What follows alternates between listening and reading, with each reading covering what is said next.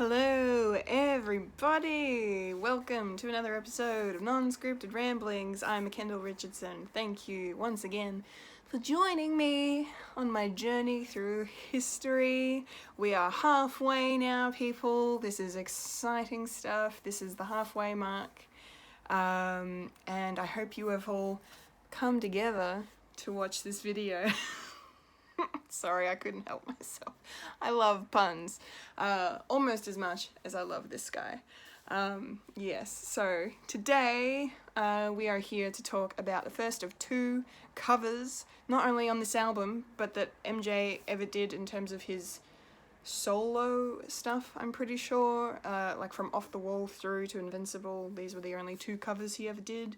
He did a bunch of covers when he was with the Jackson 5, and probably solo as well, I'd imagine.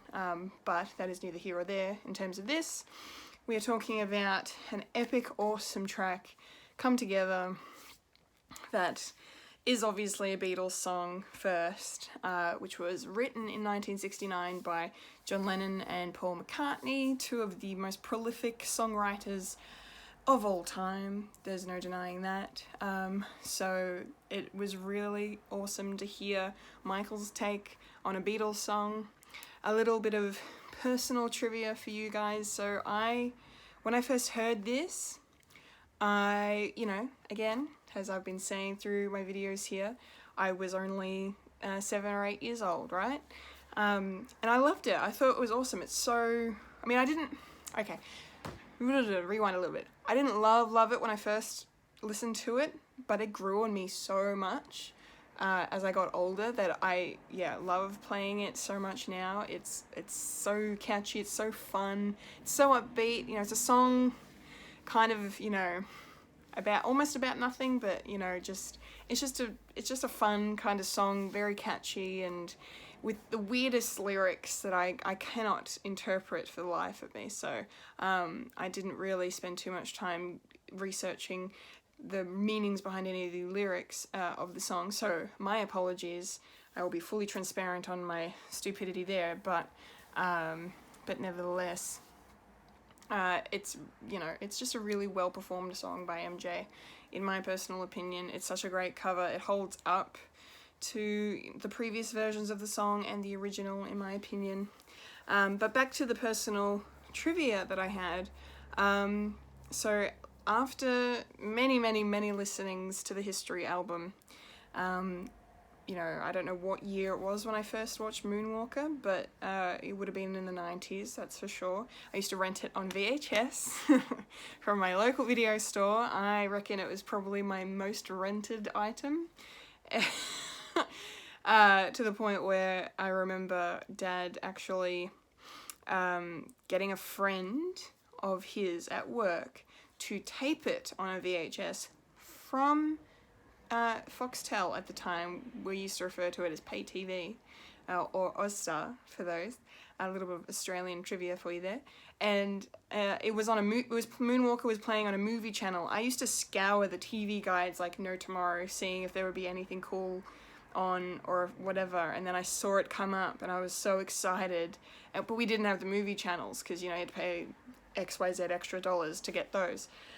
So yeah, I saw that and I pleaded with Dad. I'm like, can we get the movie channels just so I can watch this, so we can tape this? I mean, please. This is before, TiVo or any DVRs or anything, PVRs, any of that stuff. This is like the late 90s, early 2000s. Like that's when this was happening. And yeah, so he got a workmate of his to actually record it and then give to Dad to give to me, and it just, lit up my world. I was so happy. I ran that thing into the ground. So I probably ruined 2 VHS tapes with Moonwalker because it was my favorite movie ever for so long, and it's, it has a special place in my heart from my childhood. So there's that. So there's basically the cool thing about Moonwalker and Come Together. The connection obviously is at the end of the movie. Come Together is performed. Now this was filmed in 1988, released in 88, the year I was born. And and I was like, hang on, this is that song that's on the History album. What is it doing here? And it sounds exactly the same, right? So I was like, but why? I didn't, child me did not understand how things worked. But yeah, so for some reason, and I tried to find out why as well. I did some research on the online in terms of why did they decide to include Come Together on History and not on like Dangerous or like a special edition of Bad or something. Like, how did that, and I'm sure there's a story behind it, but I couldn't find it. So if you know, if you're watching and you know, please comment below, let me know. I would love to know. But regardless, I was like, oh, okay, that's cool. So then my mind was blown, the fact that the song that was on the History album was actually recorded and filmed like, 7-8 years earlier for Moonwalker. And that performance in Moonwalker is so good. I love the yellow shirt he wears, and those like, what's the word? Not spandex, but like the like shiny like black pants he wears. Like, it's just, and the like all the belts and the straps and those boots and everything. It was a look, guys. It was a look.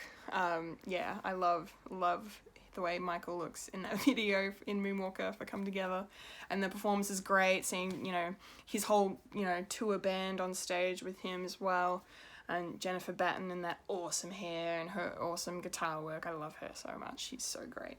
Yeah, it's really, really cool. So it's a nice little ending to the Smooth Criminal segment of Moonwalker. That's another movie that I really need to dive into in one of these, so stay tuned for that at some point. That'll be on the way, I'm sure.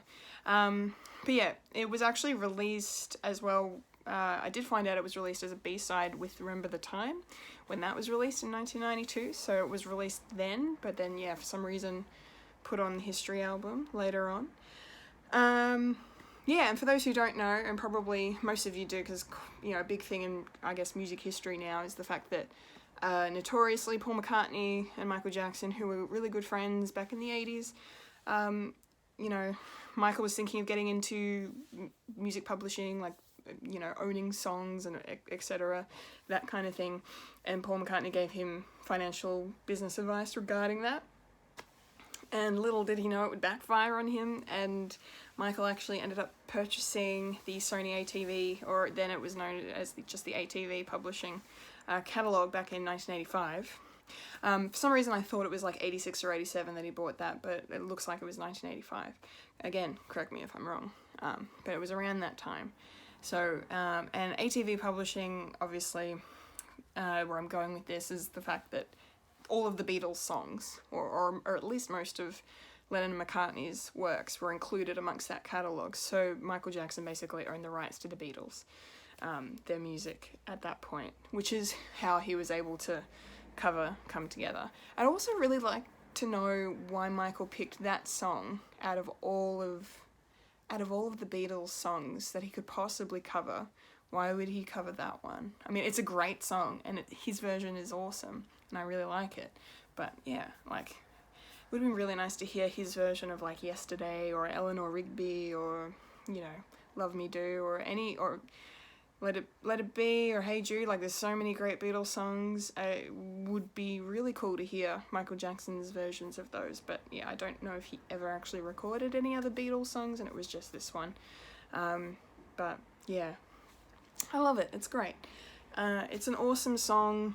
As I said, it's just so, I love the kind of pop rock kind of sound and flavour Michael went for with it. The guitar on it sounds super cool. And it's funny too, because of it being released in 95 and having actually been recorded in 87 or 88, I don't think there's like any difference musically between, or definitely not vocally. I know the vocals are the exact same vocals he recorded originally. I don't think he re-recorded anything. But the music sounds exactly the same, so it's interesting that it aged quite well in terms of, something that came out in the late 80s to be released on an album in the mid-90s and actually fit seamlessly in amongst all the other tracks for me. Like, it doesn't stick out like a sore thumb, it never has. at least as far as I'm concerned. So yeah, it's just awesome. If you haven't heard Michael Jackson's version of Come Together, please go check it out. It's super cool. Yeah, and even watch the little segment from Moonwalker where he performs it, because it's killer. It's badass. It really is badass. I don't know if that's been released as a music video / short film separately, maybe on his YouTube channel. Go check it out. It probably has been. I don't see why not. But yeah, that's probably all I got to say about Come Together. I love it. It's really good. It's really great. Michael's vocals are awesome on it. He really goes for it. And I love the way he sounds. All the little ad-libs in this song, one thing I've always really liked as well, are kind of extra, kind of funky in this case. Yeah, it's really cool. Yeah, I think that's it for Come Together. Those are my thoughts. Thanks so much, guys, for watching. I do really, really appreciate this. Thank you so much. I hope you're enjoying watching these as much as I am still enjoying recording them. So thank you. Tune in for next time when I will be diving into the 9th track on the History album, and that is You Are Not Alone. So that's going to be an interesting one. Got some thoughts, of course, for you guys there. So stay tuned. Thanks you. Inventing new words. Thank you again so much for watching. Until next time, I've been Kendall Richardson, and you've just experienced non-scripted ramblings.